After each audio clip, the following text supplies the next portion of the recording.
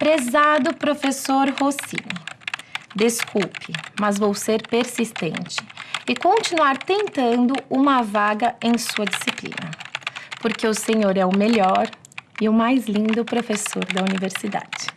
E eu tenho verdadeira fascinação por ruínas, tumbas, fósseis. Grata pela atenção, Silvia.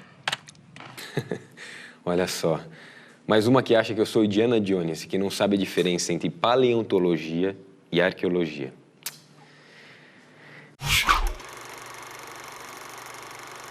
Muita gente não sabe a diferença entre uma ciência e outra. A arqueologia é uma ciência social, que estuda as sociedades antigas através de seus vestígios materiais, objetos, pinturas, construções. Desde a década de 1950, existe também a chamada arqueologia industrial, que estuda lugares, métodos e equipamentos utilizados pela indústria.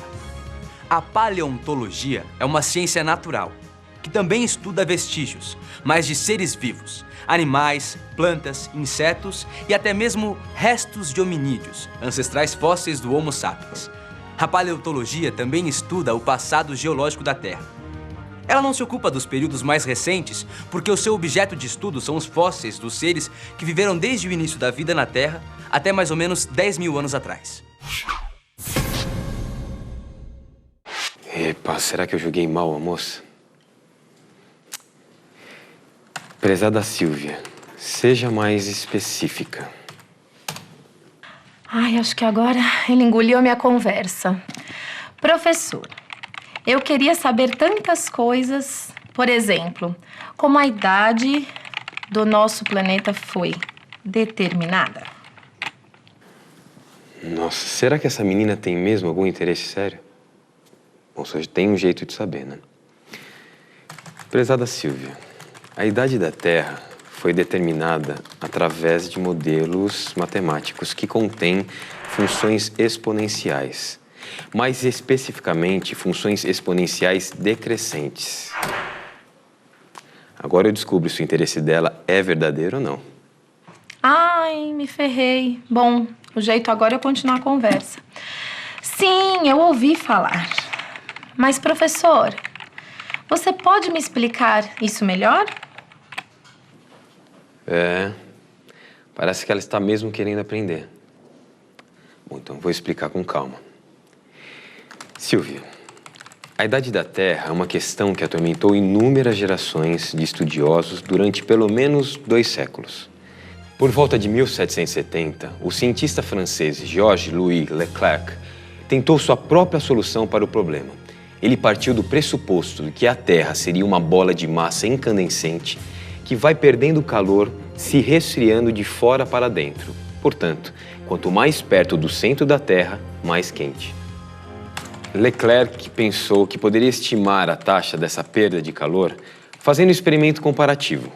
Ele aqueceu esferas de ferro até que ficassem incandescentes e estudou a perda de calor dessas esferas até que elas esfriassem. Foi através dessa experiência que ele estimou a idade da Terra entre 75 mil e 168 mil anos. Como você sabe, ele errou feio.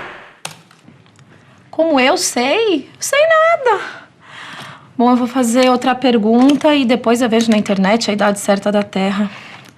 Mas, professor, onde estão as funções exponenciais decrescentes nessa história? Dessa ele vai gostar. Esse decaimento de temperatura apresentado pela Terra, confirmado no experimento de Leclerc, tem propriedades semelhantes a uma função exponencial. Você de certo sabe o que é uma função exponencial. Ela pode ser crescente ou decrescente, de acordo com uma taxa constante e possui a variável no expoente, por isso o nome exponencial. Será que eu já posso chamar o bonitão pelo nome, sem o professor na frente? Mas antes eu preciso pensar numa pergunta bem inteligente. Rossini, se você disse que Leclerc errou feio no cálculo da idade da Terra, quem acertou no cálculo também usou uma função exponencial decrescente? Ah, que beleza. A moça é atenta e boa de raciocínio. Muito bem observado, Silvia. De fato, Clé Peterson, o cientista que calculou corretamente a idade da Terra, também se valeu de uma função exponencial decrescente. Mas o decaimento que ele levou em conta não foi o associado à temperatura, mas sim à radiação. A nossa intimidade virtual está crescendo exponencialmente. Rossini, por favor, explique essa questão para mim. Sei que a Terra tem cerca de 4,5 bilhões de anos.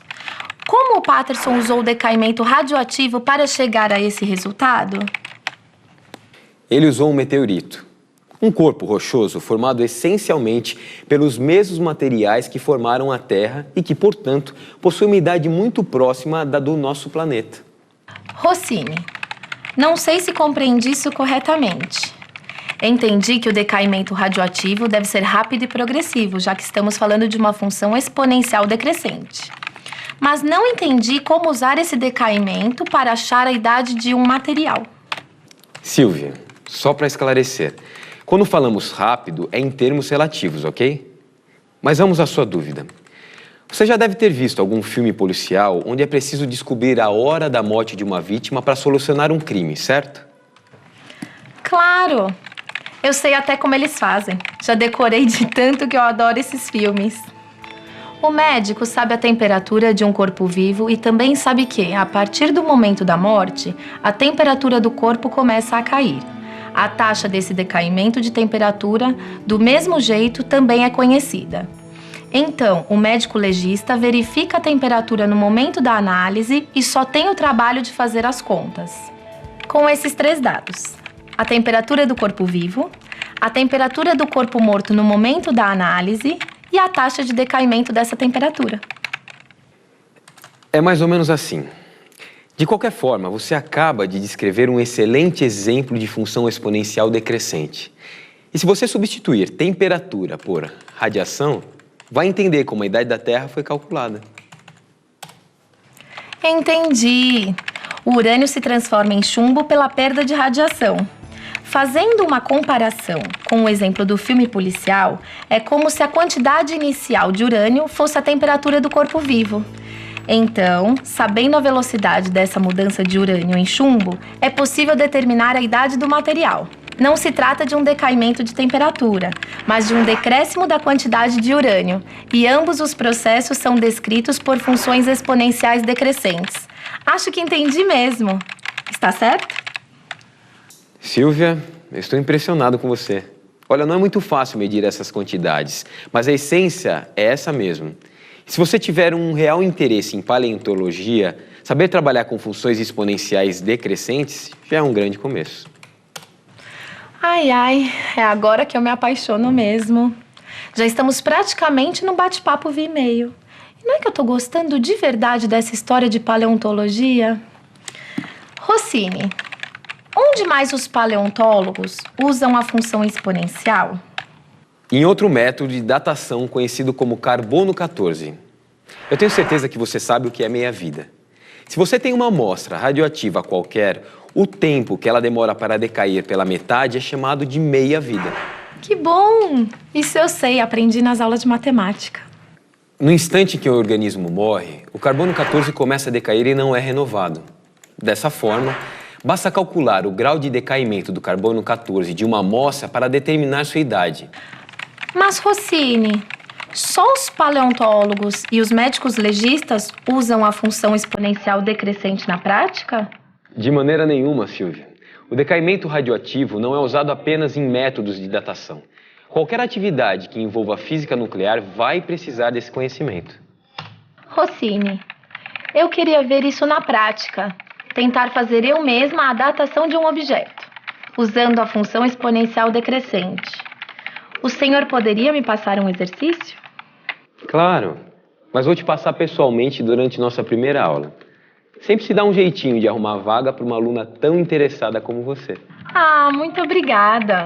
Não vejo a hora das aulas começarem.